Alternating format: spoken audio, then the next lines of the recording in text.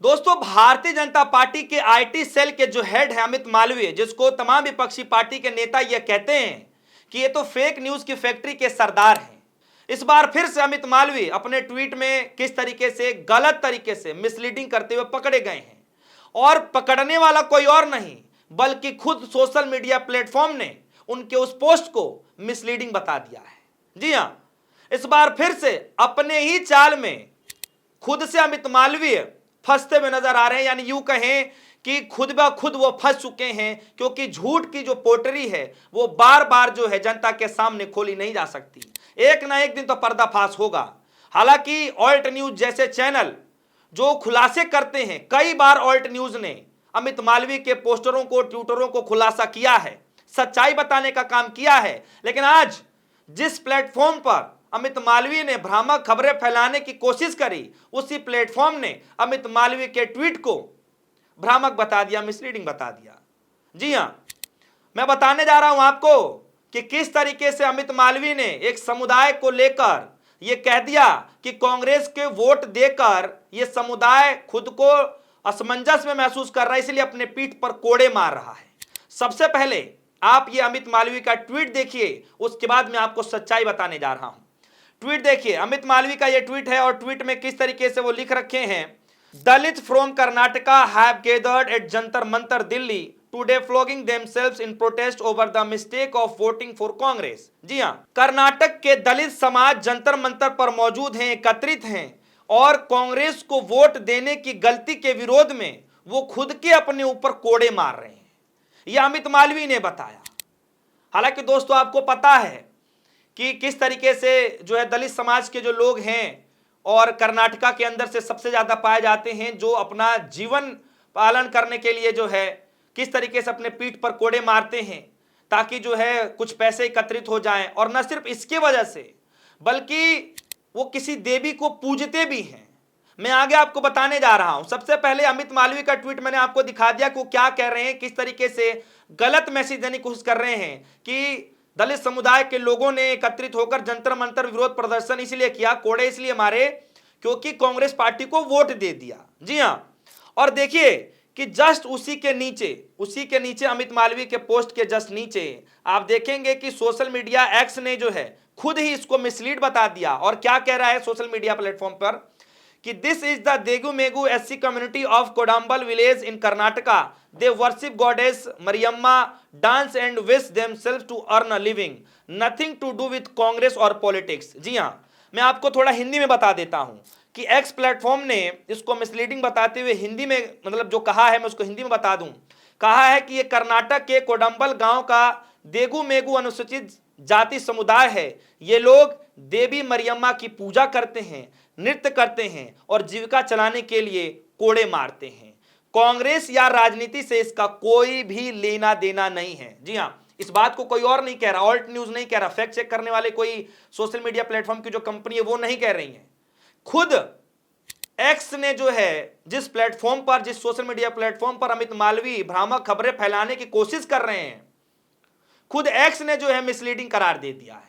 अब क्या अमित मालवीय इस बात को लेकर के कुछ कहेंगे या अपने पद से इस्तीफा दे देंगे? दोस्तों, आपको जानकर हैरानी होगी, मैं आपको बता दूं कि अमित मालवीय के साथ यह कोई पहली घटना नहीं है कि मिसलीड करते हुए जो पकड़े गए हों और उसका पर्दाफाश हो गया हो।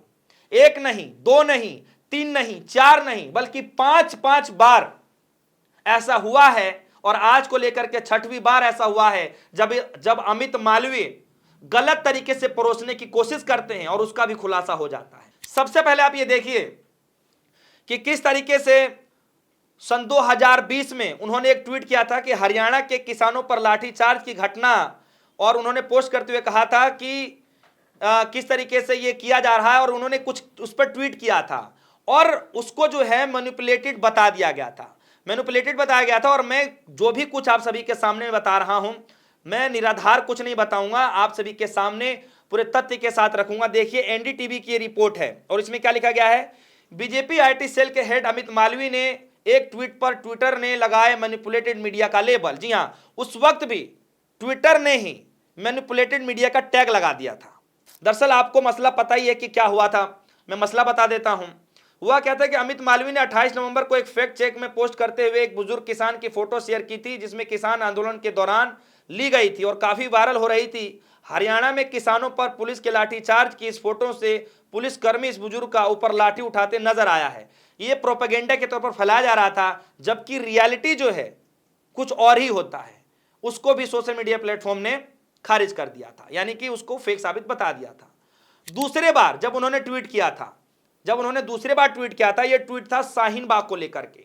शाहीन बाग में प्रोटेस्ट करने वाले महिलाओं को लेकर ये कह रहे हैं कि पैसे देकर के प्रोटेस्ट कराए जा रहे हैं, ये उन्होंने ट्वीट किया था। और जब सच्चाई सामने आई तो देखिए किस तरीके से ऑल्ट न्यूज ने इसमें छापा है और बताया क्या है कि शाहीन बाग की महिलाओं को 500 रुपए दिए जाने वाले स्टिंग का सच, ऑल्ट न्यूज लॉन्ड्री की संयुक्त जांच, यह पाया गया था। और उसमें देखिए खबर क्या छापी गई है कि पैसे दिए जा रहे वीडियो में एक व्यक्ति आगे आकर के कांग्रेस पार्टी का प्रायोजित बताया जा रहा है। अमित मालवीय ने इस ट्वीट को दोहराते हुए कहा है, लेकिन इस ट्वीट के बाद एक्सपोज हो गए थे अमित मालवीय साहब, और इसमें यह बताया गया था कि पूरी तरीके से फेक है, ऐसा कुछ भी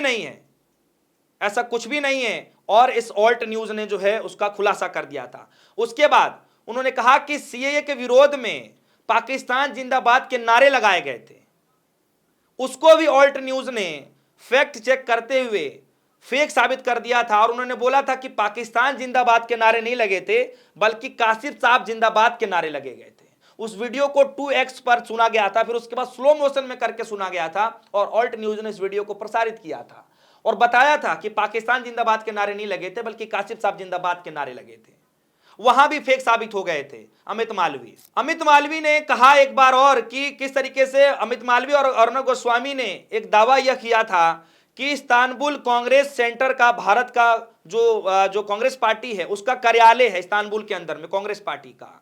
जब इसको लेकर के जब खुलासा किया गया तो वो भी दावा झूठ पाया गया, जबकि सच्चाई आप सभी के सामने है। जांच में जो तथ्य निकल के आया वो ये था कि रिपब्लिक खंड में दिखाई गई इमारत, जिसे तुर्की भारतीय राष्ट्रीय कांग्रेस का पंजीकरण कार्यालय बताया गया था, वास्तव में इस्तांबुल कांग्रेस सेंटर है। यह तुर्की के इस्तांबुल के सिलसी जिले की हरबिये मोहल्ले में स्थित एक कन्वेंशन सेंटर है। इसका उद्घाटन 17 अक्टूबर सन 2009 को हुआ था और यह इस्तांबुल महानगर पालिका के स्वामित्व में है। यानी यहां पर भी ये खबर झूठी पाई गई थी, और इसको लेकर के आज ही बताया जाता है कि कुछ जगहों पर जो है इसकी जांच पड़ताल अभी भी चल रही है। कांग्रेस पार्टी ने इसको लेकर के कई सारे खुलासे भी किए थे, तो ये मामला आज भी गरमाया हुआ है। तो दोस्तों, एक नहीं दो नहीं, कई बार ऐसे मौके साबित हुए हैं जब अमित मालवीय और गोदी मीडिया का जो है पर्दाफाश हुआ है, किस तरीके से मिसलीडिंग की जाती है। अमित मालवीय को तो लेकर के मैंने कई सारे आप सभी के सामने तथ्य रख दिए, और जीता जागता उदाहरण जो जंतर मंतर पर अभी कुछ दिन पहले दलित समुदाय के लोग वहां मौजूद होते हैं, जो कि कर्नाटक से आते हैं, और अमित मालवीय उसको कांग्रेस को वोट देने के विरोध में जो है अपने पीठ पर कोड़े मार रहे हैं, ये बता रहे हैं, जबकि सच्चाई कुछ अलग है। किस तरीके से इसको फैक्ट चेक करने वाली कोई कंपनी नहीं, बल्कि सोशल मीडिया प्लेटफॉर्म ने ही उसको मिसलीडिंग बता दिया। अब दोस्तों, जब ऐसे हालात होंगे और ऐसी जब लोगों के बीच में फेक न्यूज फैलाया जाएगा, तो क्या लगता है कि क्या समाज पर असर पड़ेगा। दोस्तों, वोट चोरी से बौखलाहट तो है, लेकिन क्या वोट चोरी से इतनी बौखलाहट हो जाएगी कि अब झूठ का सहारा लेना पड़ेगा, और वो भी अपने ही झूठ में खुद ही फंसते हुए नजर आ रहे हैं। मुझे लगता है कि सच्चाई के बाद अमित मालवीय साहब को जो है अपने पद से इस्तीफा दे देना चाहिए, और जनता के सामने यहाँ करके हाथ जोड़ के ये कह देना चाहिए कि भैया मेरे से गलती हो गई, मैं आईटी सेल संभालने के लायक नहीं हूं, मुझे कोई और डिपार्टमेंट दे दीजिए अगर मैं उस काबिल हूं तो। दोस्तों, आप सभी के हिसाब से आपकी नजरों में क्या लगता है कि अमित मालवीय जी को जो है क्या लगता है कि जो फेक न्यूज फैलाने में एक्सपर्ट माने जा रहे हैं, क्या उनको अपने पद से इस्तीफा दे देना चाहिए, या भारतीय जनता पार्टी को खुद से स्वतः संज्ञान लेते हुए इस खबर को सुनते हुए अमित मालवीय जी को बाहर का रास्ता दिखा देना चाहिए। आपके मन में क्या कुछ चल रहा है और इसको लेकर के क्या कार्रवाई होनी चाहिए, आप हमारे वीडियो कमेंट सेक्शन में आप अपनी राय जरूर रखिएगा। फिलहाल के लिए दीजिए इजाजत। देखते रहिए न्यूज़। धन्यवाद।